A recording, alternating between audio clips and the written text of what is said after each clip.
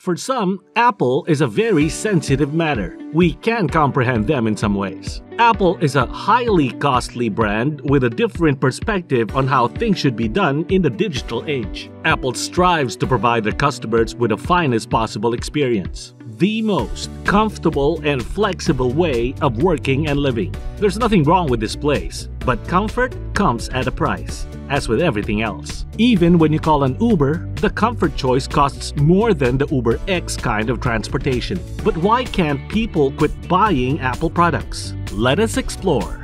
Hey guys, welcome back to our channel. Thank you for joining. Today, we will be speaking about why people can't stop buying Apple products. Stick till the end and watch the entire video to get all the details. Also remember to like, share, subscribe, and click the bell notification. Alright then, let's get started. On August 2, 2018, Apple became the first publicly traded US firm with a market capitalization of $1 trillion. In August 2020, the firm set another record by being the first in the United States to have a market capitalization of $2 trillion.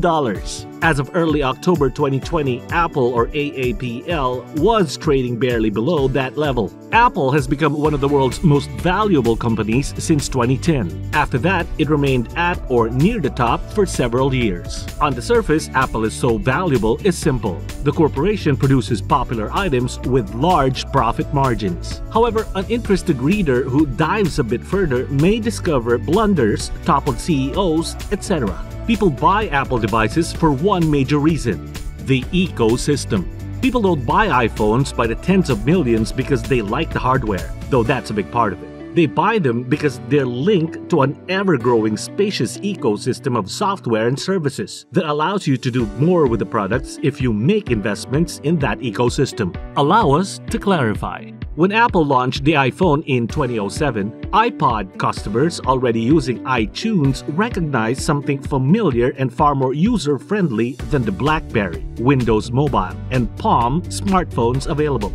iTunes was the germ of an ecosystem that has grown into a towering elm over the last 10 years. The App Store first appeared in 2008. When individuals purchased apps and games, they continued to invest in Apple. They were burrowing deeper into Apple's offering and further away from BlackBerry and a new operating system that was on the horizon: Android, as they paid 99 cents here and $1.99 there for new software that only ran on their Apple handsets. The plain truth is that, tribe allegiance and marketing genius aside, iPhones running iOS and smartphones running Android OS both have advantages and disadvantages. Comparing operating systems does not reveal much to make matters even more confusing. The iPhone's operating system and hardware are inextricably linked. It's a different story with Android phones. The contrast between Android smartphone models is so great that comparing the iPhone 13 to a superb, affordable Android smartphone like 2020's Moto G Power is like comparing apples, and oranges. A more recent comparison would be the brand new Samsung Galaxy S22 or the Google Pixel 6 series. iOS upgrades, on the other hand, can be erratic. Apple needs to improve its quality assurance. We can't recall a single significant iOS upgrade that didn't cause a Wi-Fi issue. Beginning with iOS 6 and progressing to the latest and greatest, which had more than its fair share of Wi-Fi, Bluetooth, and 4G, 5G issues. Apple expanded this ecosystem by modifying how its goods interacted with one another. Apple added the option to use iMessage and FaceTime from an iPad, allowing you to continue iPhone conversations on a tablet. The company then added a similar capability to Macs and support for full phone calls. The more Apple gadgets you used, the better they interacted with one another. Siri first appeared on the iPhone and iPad, the Mac, Apple TV, and even the Apple Watch. No matter where you were, it became a familiar voice to answer your inquiries. According to Apple CEO Tim Cook, Apple TV evolved from a hobby to a true home streaming device with its App Store. And if you have an iPhone or iPad, all of your photos stored in Apple's Photos app are accessible across devices, including your living room TV.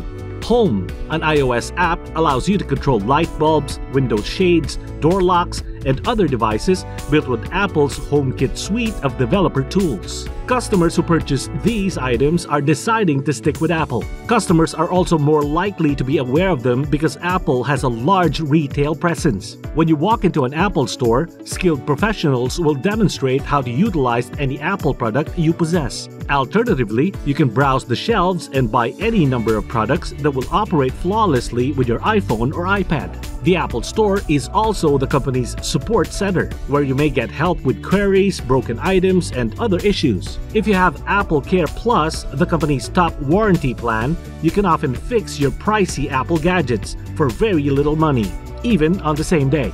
Competitors aren't as versed in ecosystems. Apple's competitors are attempting a similar strategy. However, they're going about it in a far more chaotic manner, which will confound most consumers who do not spend their days studying the ins and outs of the tech business.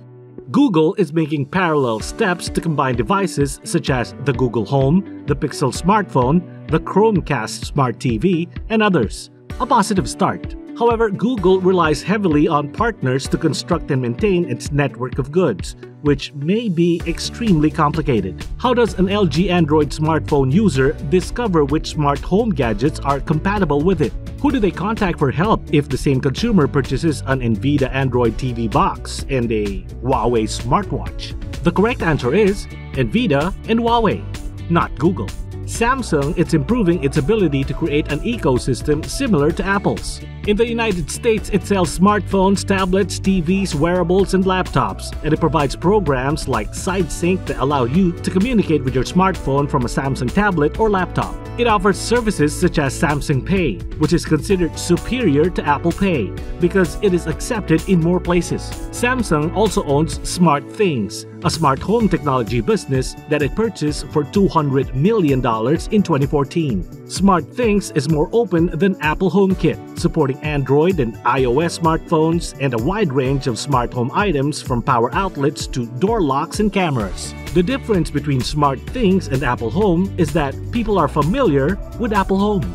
You can't miss that yellow icon staring at you from your new iPhone and can manage it through a single app on their smartphone. SmartThings, on the other hand, can be managed by a variety of apps and devices, including Google Assistant and the Amazon Echo. While it is diverse, it is also much more difficult for consumers to absorb and more difficult to get started with.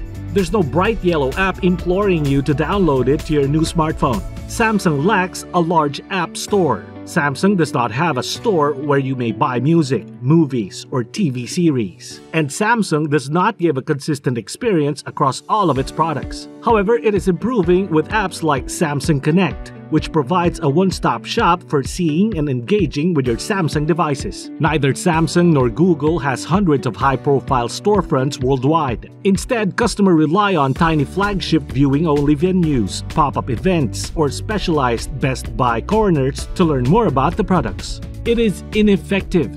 As product ecosystem become more powerful, customers require a single, easy-access location to learn more about using them. Consumers require a venue to get assistance. If your Samsung smartphone breaks, you'll be on the phone with your insurance provider. When it levels to security, it's not so much that Android has faults as it is that Google is more lenient than Apple in terms of which apps it admits into its App Store. Getting apps from the Google Play Store is the best way to keep viruses off your Android device. Nonetheless, Google reports that malware is present in 0.16% of all programs. But don't get too arrogant if you own an iPhone. There is an iPhone virus waiting for an overconfident consumer to download. Stroll into an Apple store if you have an iPhone. Apple might charge you a premium based on your warranty status, but the firm from which you purchase your phone will provide you with some form of solution. That is significant. Competitors may be able to produce a better smartphone, laptop, or augmented reality product than Apple. However, Apple has had years to establish an ecosystem of products that complement each other's qualities.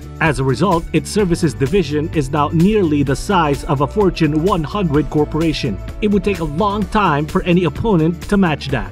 The bottom line is that Apple's environment is critical to its success. iTunes, the App Store for iOS, macOS, Apple TV, Siri, and Home are linked. Once a consumer invests in an ecosystem, it is more difficult to exit it. That is why consumers will continue to buy Apple products. Well, that's all we have for today. If you enjoyed today's video, don't forget to like, share, and subscribe.